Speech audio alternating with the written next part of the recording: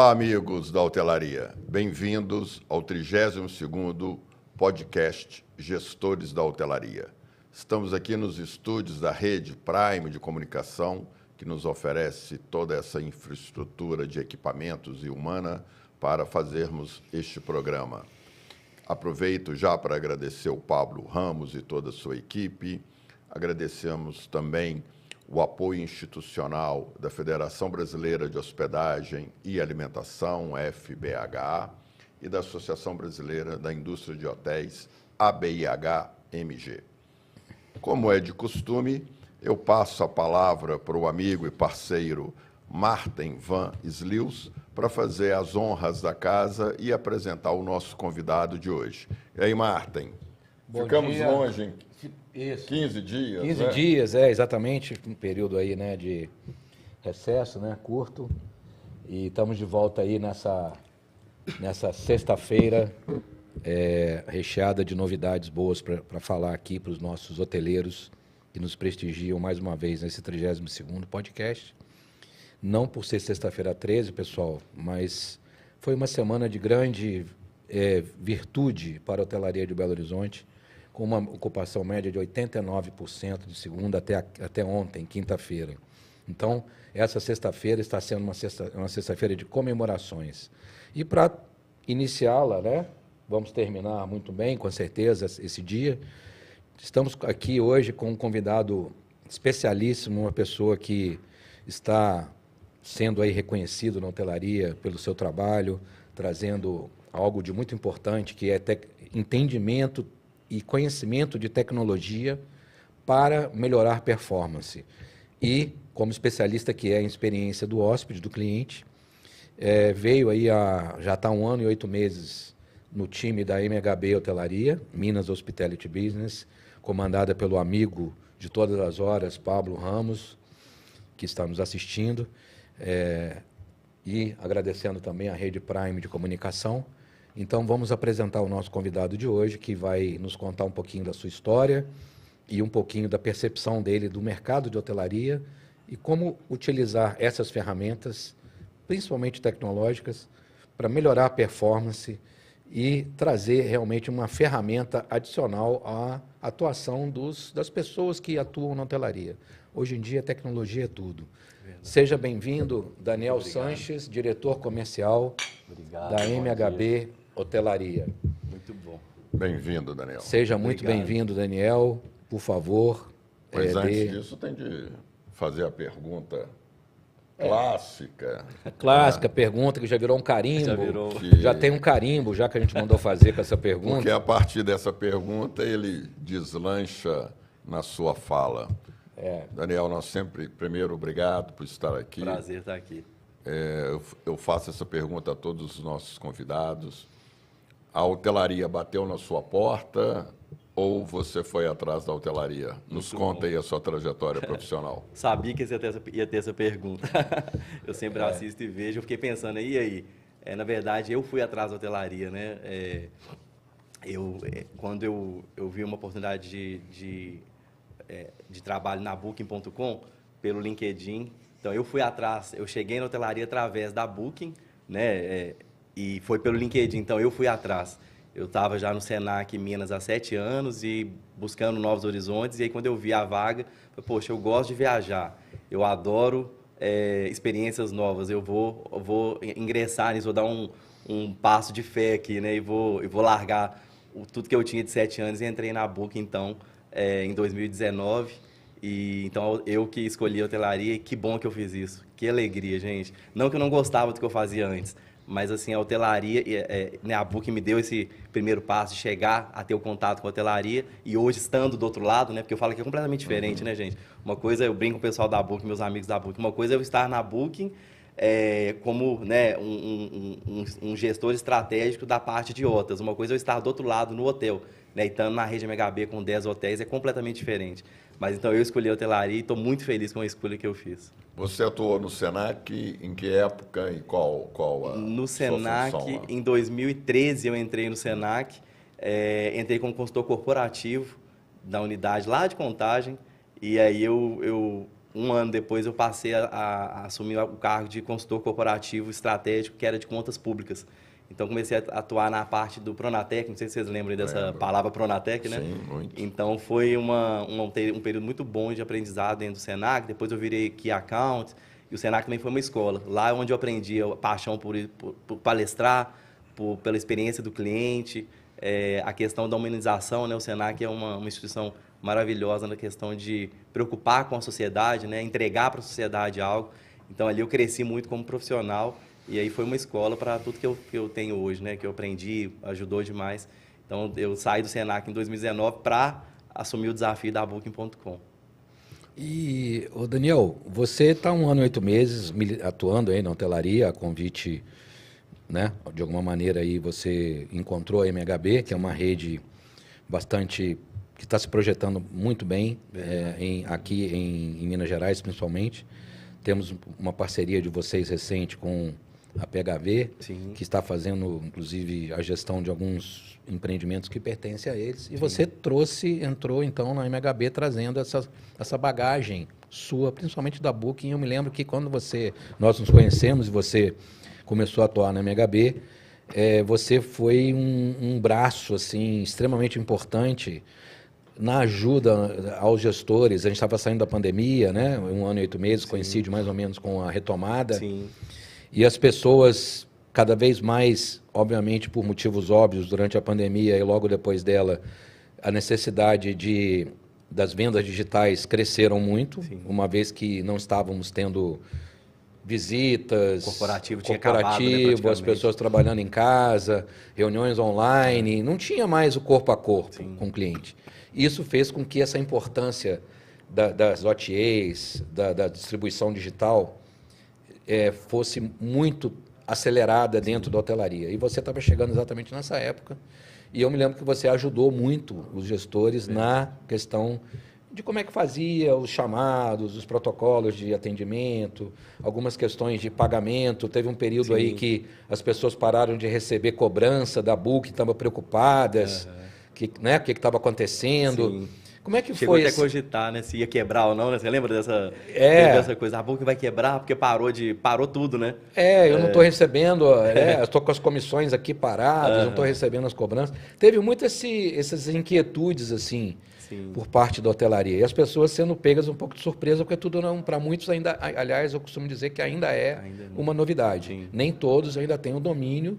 E quando você fala de hotelaria independente, nem se fala. Eu converso com donos de hotéis independentes, gestores de hotéis independentes, que me perguntam coisas assim extremamente básicas. Imagino. Né? O que é Omnibis, o que faz, o que não faz. Como é que foi essa chegada sua e trazendo, obviamente, a MHB teve uma grande vantagem de ter você no time, né? Como é que foi esse processo nesse período de chegada? Na verdade, eu falo que é um casamento perfeito, né? Eu tinha acabado de sair da Booking, buscando também novos desafios, e aí encontro o Pablo, e aí a gente casou exatamente a fome com vontade de comer, né? Como é que foi esse encontro com o Pablo? Na verdade, o Pablo é uma figura, né? A Isabela, que é a nossa RM hoje, eu atendi ela... Aliás, uma grande, queridíssima amiga, já foi gerente geral, inclusive do BH Convention. Sim. E tem uma trajetória, a Isabela Assunção, brilhante na nossa hotelaria. Ela é uma pessoa fundamental e muito boa, um profissional excelente.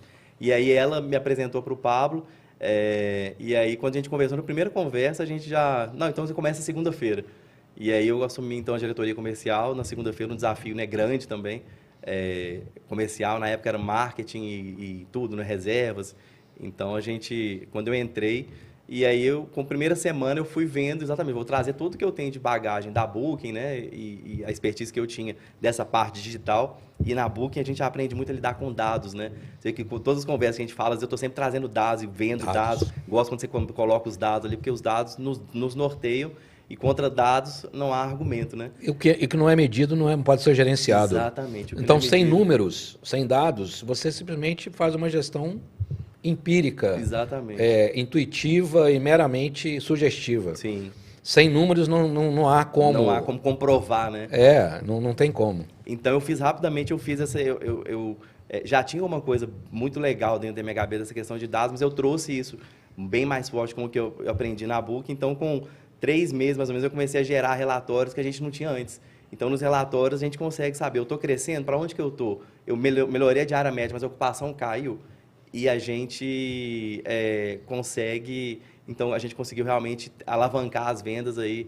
Não só as vendas, né, mas também as oportunidades reais de aumento de diária média, né, porque o desafio é esse, não é só a venda, né? Eu tenho que aumentar a diária média, eu tenho que aumentar a ocupação, eu tenho que reduzir o custo, né?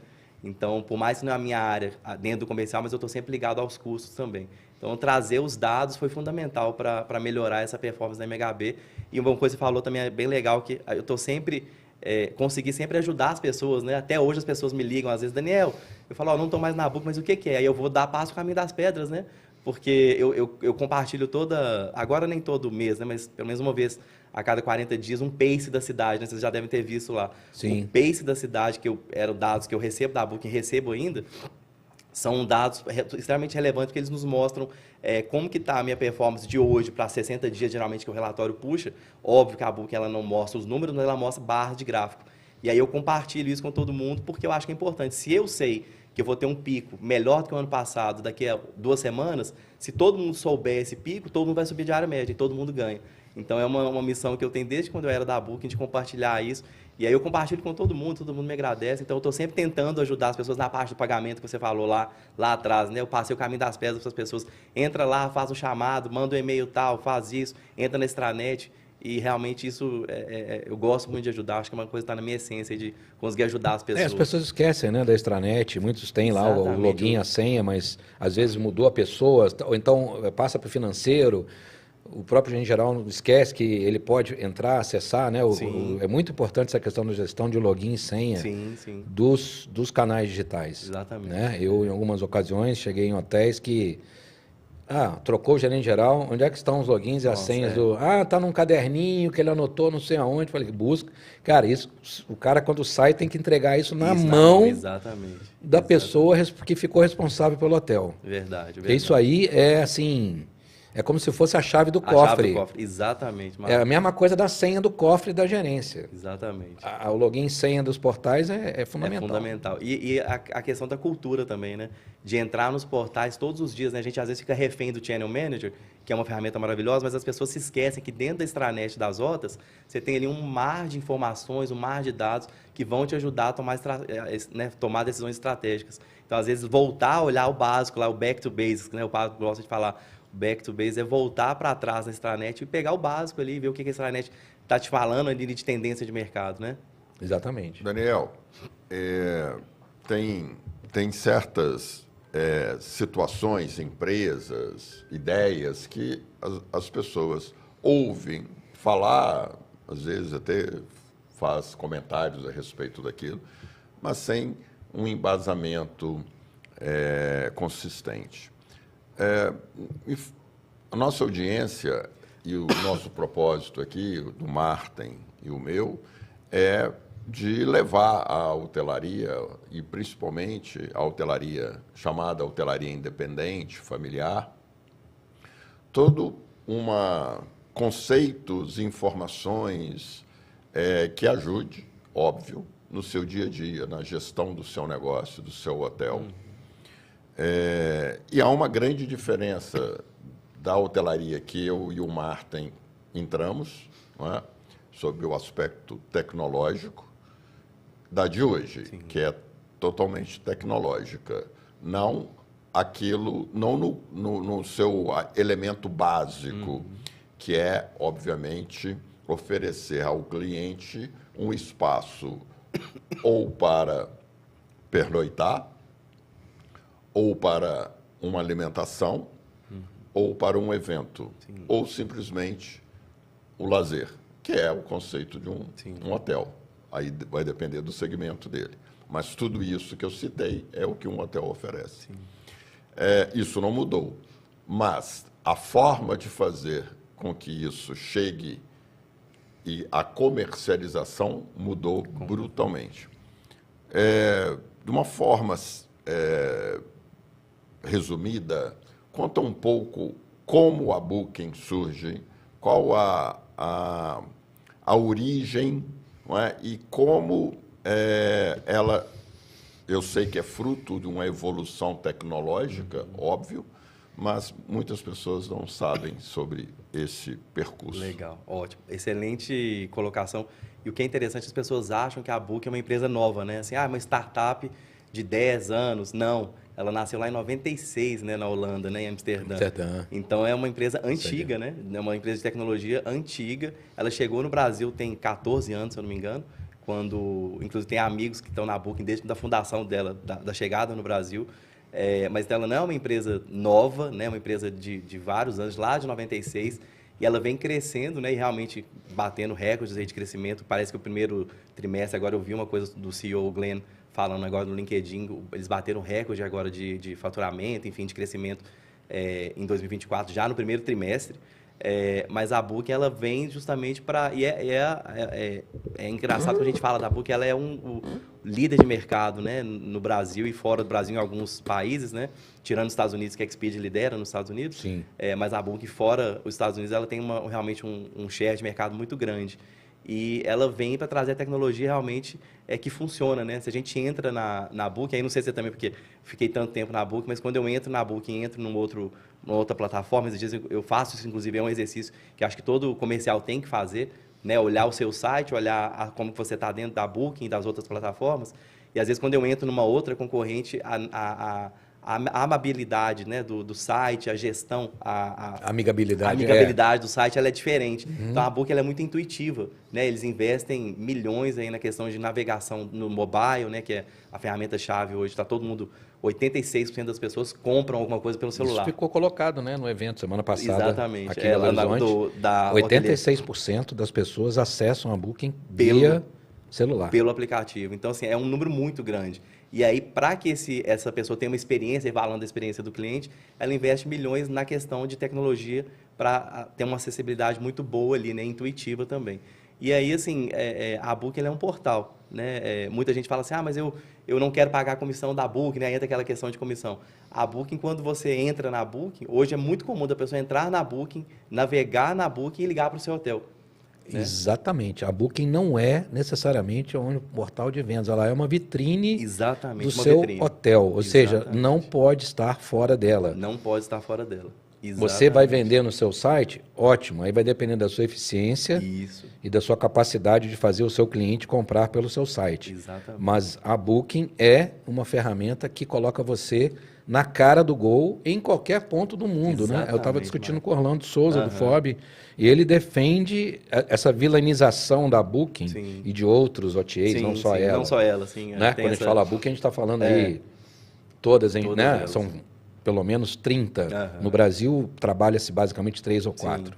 Né? Expedia, Decolar, Booking, e esquece Trivago, a gente acha que Trivago é OTA, Trivago é meta coberta buscador. Meta buscador, exatamente. Não tem nada a ver com OTA. Mas, enfim, o que acontece é que as pessoas esquecem que ela te coloca numa vitrine que de um celular, o cara no Cazaquistão, o cara entra no seu hotel e vê a sua tarifa. Exatamente. Estou indo para Belo Horizonte, para Exposibran, que vai acontecer, eu tenho interesse, eu trabalho com mineração, eu vou para Belo Horizonte, ele consulta o seu hotel. O que ferramenta te daria Nenhuma. Não tem. Essa possibilidade? Então, a questão da comissão, ela é parte do jogo. Ela é parte do jogo. Ela tem que estar, inclusive, no seu custo, né? Eu falo isso, né? A comissão tem que estar dentro do seu custo. E responde um pouquinho o que você perguntou, Marcos, sobre essa diferença, né? De como que era na sua época lá e hoje. Então, hoje, não tem como estar fora, né? Do online, não tem como estar fora das redes sociais. Então, acho que o que mudou muito é isso. O modo de hospedar continua o mesmo, né? Às vezes, talvez com um serviço mais refinado, né? Mais tecnológico. Eu vi esses dias, não lembro qual hotel, mas chegando no serviço de quarto, um robozinho, ele apertou um botão e aí o robô abriu o compartimento. Isso está em teste no Mercury Uberlândia. Mercury Uberlândia, inclusive, isso. Um abraço ao Eli Schettini, meu amigo, que sensacional. Colocou esse robô em teste. Até semana que vem na Equipe Hotel eu vou perguntar como é que foi essa experiência. Então isso mudou, né? A tecnologia mudou, mas o hotel continua oferecendo cama, continua oferecendo espaço de lazer, de evento, de lazer. Então simplesmente mudou aí a forma de chegar. Daniel, nem todo hoteleiro ou CEO, né, de uma rede tem a possibilidade de contratar, né, um profissional que vem de uma ferramenta hoje, de uma tecnologia essencial para a atividade hoteleira e turística. Então, nem todo mundo teve a oportunidade do Pablo contratar um Daniel saindo da Booking. Qual dica que você dá para os milhões de outros que não tiveram essa oportunidade em relação à gestão, à contratação de profissionais que foque, que dedique, que entenda e saiba operar e retirar da ferramenta tudo que ela pode oferecer? Eu vou fazer uma analogia. Se você me colocar uma Ferrari na minha mão, com certeza eu vou sair na primeira curva. Não basta ter uma excelência de equipamento. É preciso ter o elemento humano que vai potencializar este equipamento. Qual é a sua dica? Ótima colocação também. Primeiro ponto, muita gente não sabe, a Booking ela tem gerentes e todas as outras rotas, né? Eu vou sempre falar da Booking porque né, o meu background é mais Booking, mas todas as rotas, elas dependendo do tamanho do hotel, e não é hotel tão grande, eles têm um gestor de contas, né? E muita gente às vezes não sabe disso. Então, quando a pessoa entrar lá na extranet de novo, saber entrar na extranet e usar a extranet, lá na extranet ela fala se você tem ou não um gerente de contas. Então, isso já é assim, às vezes você tendo um gerente de contas da OTA, ele já te ajuda demais, né? Ele tem conta com você semanal, mensal, dependendo da sua necessidade. E a dica principal é colocar alguém no seu comercial que seja curioso, né? Eu gosto de falar assim, às vezes a Ferrari, e às vezes a gente vê vídeos, aí o cara vai pegar uma Ferrari e ele sai na primeira curva, porque ele foi com sede no pote, né? Sede no pote rápido, não soube ele dirigir ou acelerar da forma certa. Não leu o manual. Não leu o manual. Então, assim, é pegar alguém, né, que seja curioso e que vai fazer um pouquinho a mais, né? Eu sempre falo que dar 100%, todo mundo é obrigação de dar. Mas, às vezes, aquela pessoa que vai dar 110% do que você espera, ela vai te trazer um resultado melhor. Então, é contratar alguém curioso, né, que tenha curiosidade de entrar ali na extranet. E aí, falando de curiosidade, eu acho legal ver que lá atrás, eu comecei a trabalhar com 14 anos na Localiza. Eu lembro que todo mundo falava na época de datilografia, né? E aí eu falei, poxa, eu não tenho tempo de fazer datilografia. Eu ficava na hora do meu almoço digitando aquela A, B, do jeito que eu imaginava ali. Então, eu nunca fiz curso de datilografia, mas eu digito como se eu tivesse feito. Então, essa curiosidade me fez ganhar um skill, né? Um conhecimento de quem estudou para fazer, né? Então, assim, não precisa ter, né, passado por um background de ter uma OTA, mas a pessoa curiosa que ela vai vasculhar, porque dentro das extranets, de novo, está uma riqueza muito grande e é desperdiçada, né? Uma dica valiosa, principalmente para os pequenos, né? Olha como que você está dentro da OTA. Às vezes as fotos estão fazendo que você não seja visto. E aí eu tenho vários cases que a gente já fez mudança de foto na extranet de hotéis grandes e pequenos, inclusive de redes, e só de mudar as fotos aumentou a venda em 10% com um mês. Então, as fotos vendem. Né? E aí, às vezes, investir hoje. A gente tem celulares que tiram foto, né? Inclusive, uma das minhas formações, eu fiz curso nos Estados Unidos de fotografia, trabalhei com fotografia há alguns anos. É outra coisa que acho que muita gente não sabe, né? Eu já fiz de tudo na vida. Então, eu já fui fotógrafo também, já fiz casamento. E aí, a fotografia, assim, qualquer celular hoje tem uma fotografia boa. Então, a fotografia, a Booking fez vários pesquisas que a foto, ela vende quase 57% do seu hotel. Então, olha, pequenininho, não tem como contratar um gestor que tem esse background, tem essa bagagem, mas como que está a minha foto? Né? E aí, às vezes, o cara está tão correndo ali na preocupação do café, preocupação de que está faltando gente, mas para um pouquinho, ou contrata alguém que vai parar para você e vai olhar as suas fotos, porque você mudando foto, né, a gente consegue, já tem comprovado vários resultados que a gente aumentou em 10, às vezes até mais, percentual maior, só de mudar as fotos. Então, não fez nenhuma outra estratégia, mudar as fotos gerou um resultado muito bom de venda. O meu filho, que é geração Z, está indo inclusive agora para o Rio, semana que vem, e ele viaja todo mês para algum lugar. Ele não reserva nenhum hotel sem ver as avaliações e as fotografias dos respectivos hotéis. Ele é curioso, ele adora hospedar em hotéis que ele não conhece. Legal. Só que a condicionante é o que ele vê, o que está publicado, e principalmente essa questão que você falou da imagem, que é fundamental. E essa turma hoje é antenadíssima. Exatamente. E todo mundo faz isso. Então, uma dica extremamente importante para o hoteleiro: cuide do seu banco de imagens, das suas fotos, não economize com fotógrafos, aquelas fotos antigas, analógicas, eu escaneei, coloquei lá.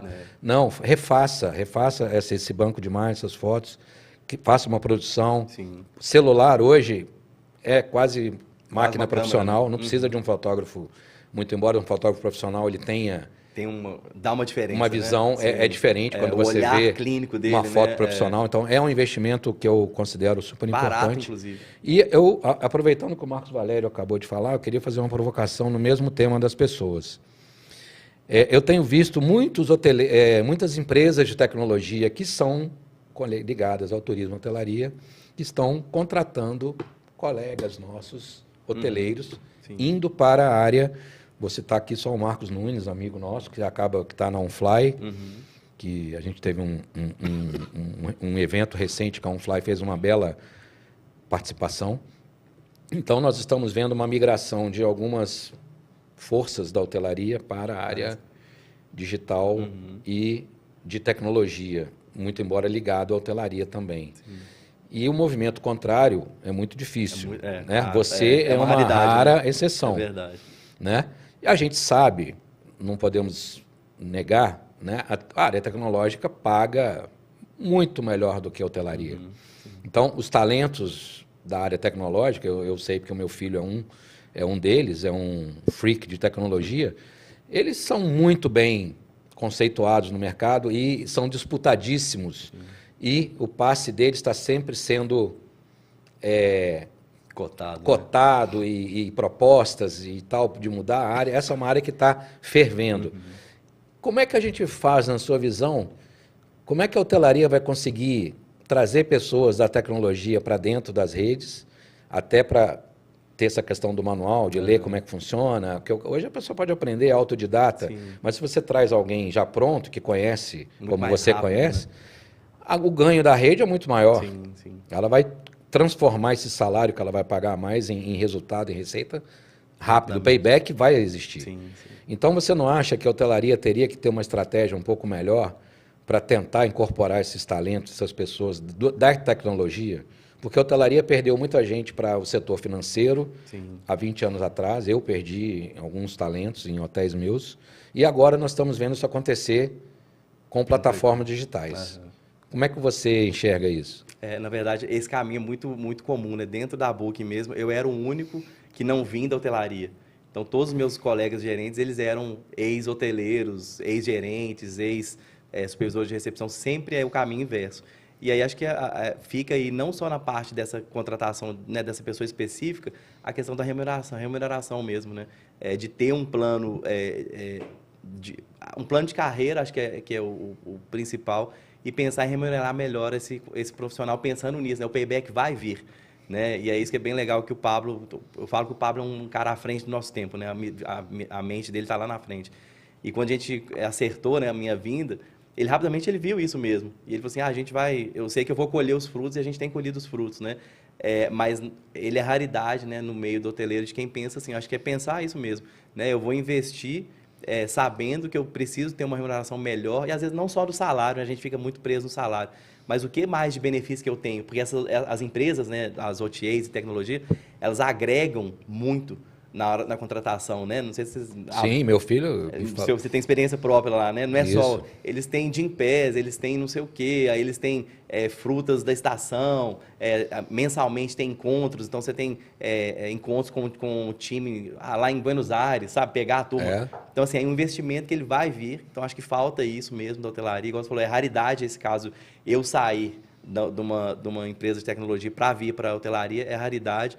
Mas eu acho que agrega muito para a hotelaria e para a própria OTA também, porque quando você tem uma visão dos dois lados, eu consigo potencializar tudo que aquele hotel tem, que vai respingar lá na OTA também. Então, acho que é remunerar e trazer benefícios para a contratação. Dentro dessa linha, todos nós sabemos o problema que vivemos de mão de obra em todos os setores, né? Não é só no turismo, na hotelaria em especial, e no setor de alimentação fora do lar.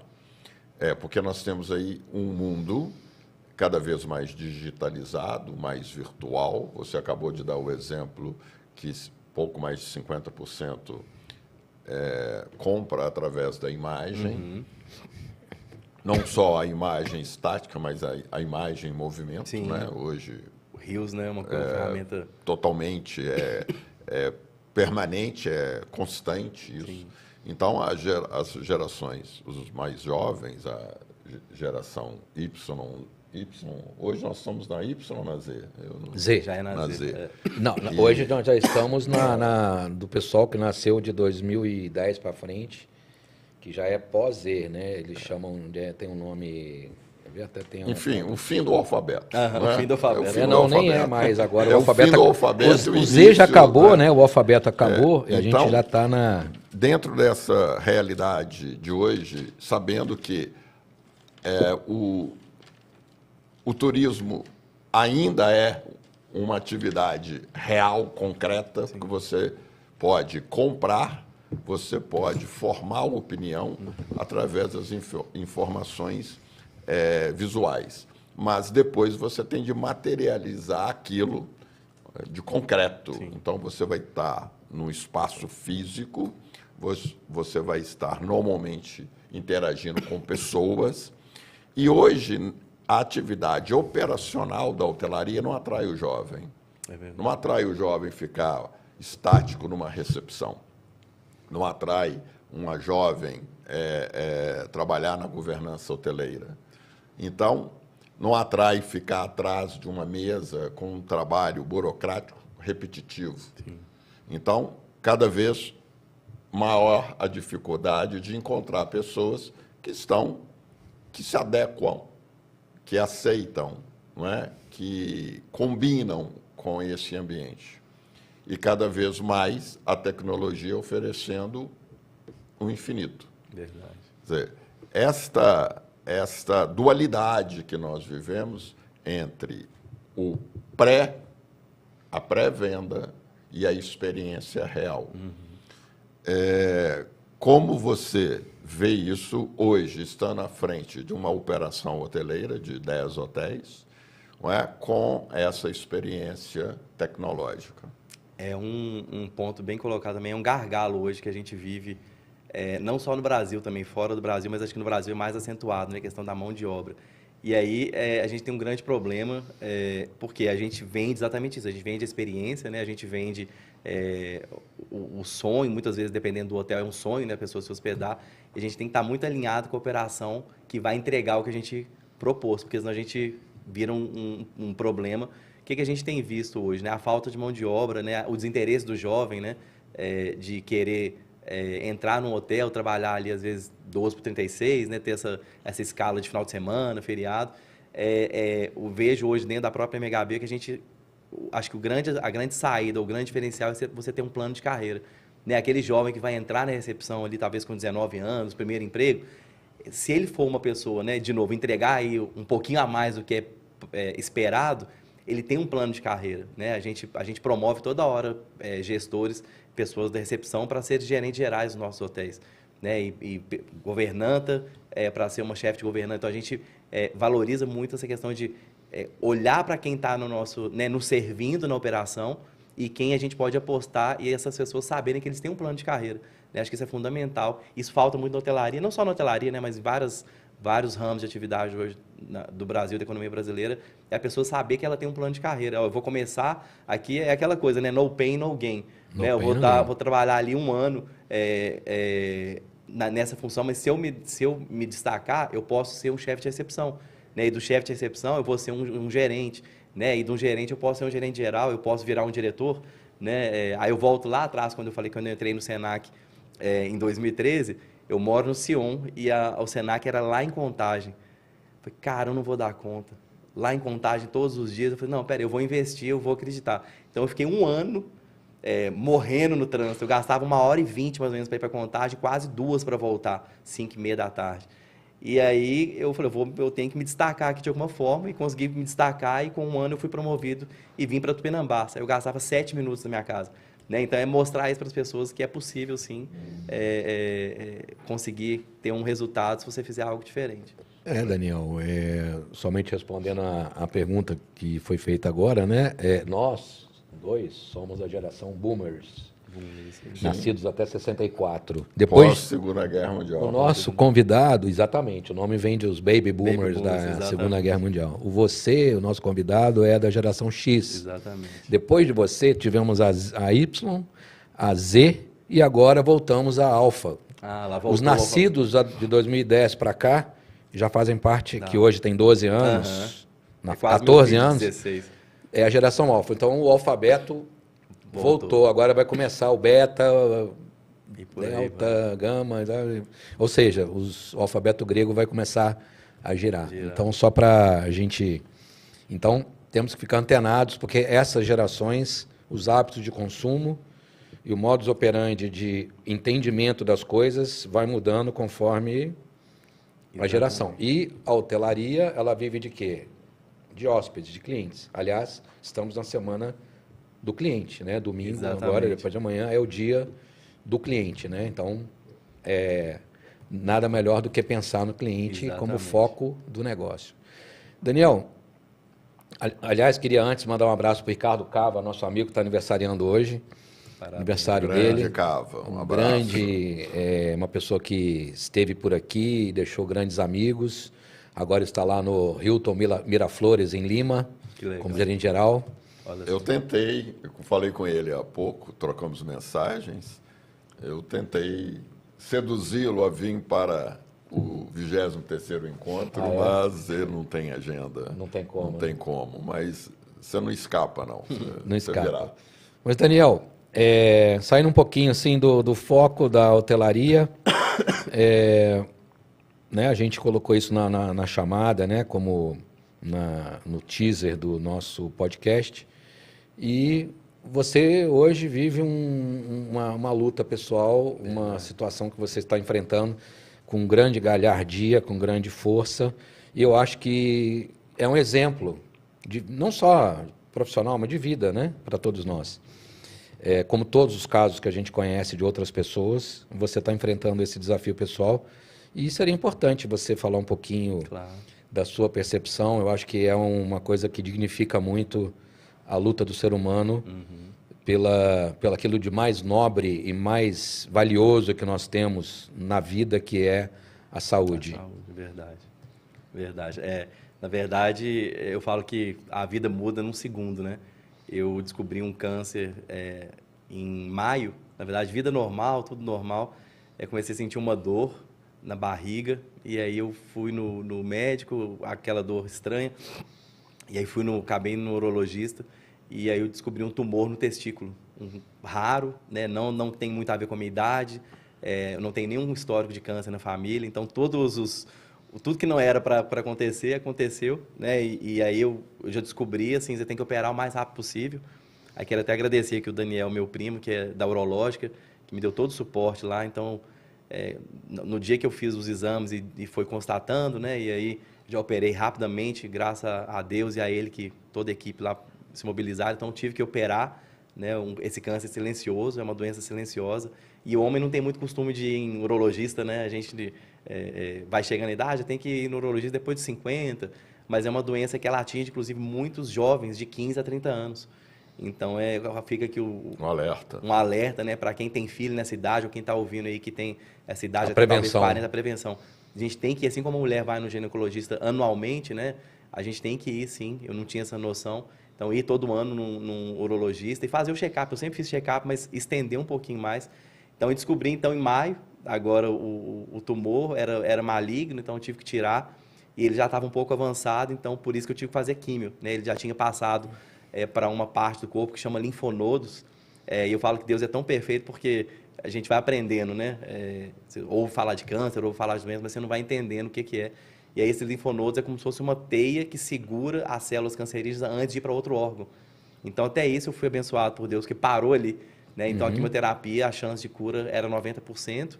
Então, eu fiz a quimioterapia, comecei em maio mesmo, dia 30 de maio, se não me engano, a fazer as sessões de químio, e foi muito pesado. Eu não imaginava que era tanto, porque foram 5 dias por semana, 9 horas no hospital. Então, eu trabalhava de manhã, em casa e ia para o hospital 1 hora da tarde, saía de lá quase 9h30 da noite, tomando lá quase que 12 bolsas de remédio, se eu não me engano, uma coisa de doido, né, assim, né? Mas eu agradeço muito a Deus porque eu sou uma pessoa que eu tenho uma fé muito grande, né? Eu sou evangélico, eu sou atuante na Igreja Batista Central ali do Luxemburgo, participo de célula, cuido de crianças, sou muito ativo, não deixei de fazer nada nesse período de doença. E eu escolhi, né? A Jaqueline Ledo está lá ainda, que era da Copa Airlines, ela era membro Era lá da membro igreja. lá? Inclusive eu encontrei com ela na última feira aí, Aqui na DAPTM? Na Não, MTM? na Travel Next. Aqui que teve... Ela hoje está em qual companhia? Ela saiu da Copa, ela está em uma outra empresa agora de turismo. Depois eu vou até ver, porque é muita gente. Hoje são 20 mil pessoas na igreja, é muita gente. Muita gente. E a fé, nessa hora, é fundamental, então, assim, né? Fundamental. Então, assim, quando aconteceu, eu falei, Deus, em momento algum, eu perdi uma noite de sono por causa da doença. Eu perdi noite de sono por causa do remédio, porque o remédio tira sono. Então, E você tem uma filha de quantos anos? Eu tenho uma menina de 4, vai fazer 4 mês que vem, e tenho o Davi de 16. 16. Então são 2... E a família também, nessa hora, obviamente, é uma força... É uma fortaleza, né? E a vontade de permanecer ali junto com a família é uma grande aliada. É um combustível, Minha esposa, né, André, eu tô casado há 23 anos. Eu brinco que eu casei, ainda tinha franja ainda, né? A culpa não é dela, não, tá? Eu perdi o cabelo, porque o cabelo foi hereditário mesmo. Mas a família é fundamental e a igreja, a fé é fundamental mesmo, assim. Então, eu agradeço a Deus porque eu falei, Deus, obrigado. Então, não perdi de novo, não perdi uma noite de sono por causa da doença. Não fiquei preocupado, as pessoas perguntando, até o psicólogo da oncologia, como está a sua cabeça? Cara, tá ótimo, eu confio em Deus. Aí tem um versículo que eu adoro, que fala que, Abacuque 3,17, que ainda que a figueira não floresça, ainda que não haja alimento do campo, todavia eu me alegrarei no Senhor. E aí eu fiquei pensando, esse versículo já me persegue por vários anos. Em 2012 eu perdi um filho, o Lucas, então outra tragédia assim na minha vida que eu superei.